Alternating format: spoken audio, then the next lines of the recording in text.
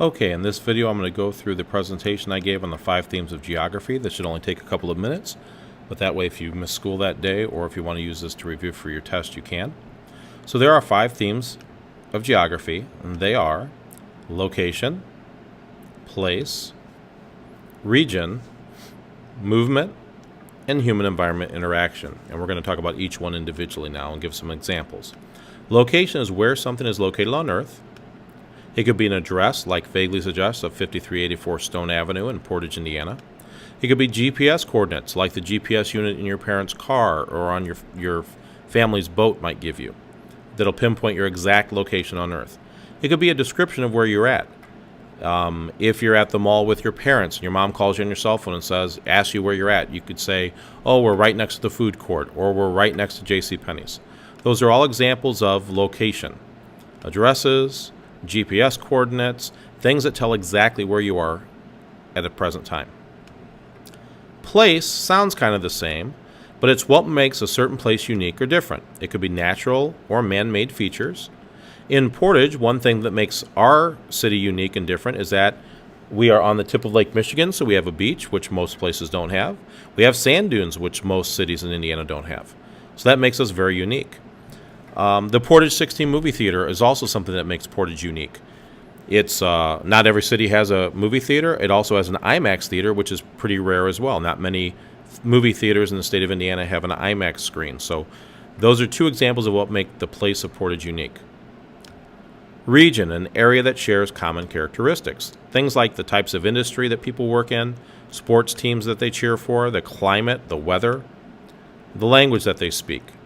In northwest Indiana, which is a region that we live in, there's lots of steel mills. So that's an example of a type of industry that a lot of people work in. We also have a lot of farming, lots of cornfields. That's another example of what makes our region sort of the same, a common characteristic. It could be sports teams that people cheer for in northwest Indiana. Most football fans cheer for the Bears, not all, but most, and that's part of what makes our region unique. So region is an area that shares common characteristics. Movement is how people and things get from one place to another. It could be by cars, trains, trucks, planes, boats. In a big city, it could be walking. People that live in Chicago or New York City walk a lot to get from place to place. You don't even necessarily need to own a car if you live there. It could be driving on an expressway, like this picture of the expressway in northwest Indiana. Lots of trucks and cars moving people and things. It could be large cargo ships, like this one shown at the Port of Indiana here in Portage.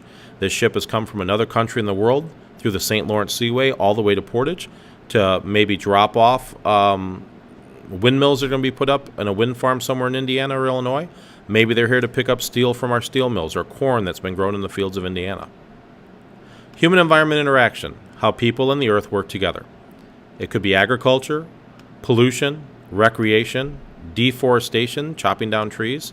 All of those are good and bad ways that we coexist with planet Earth.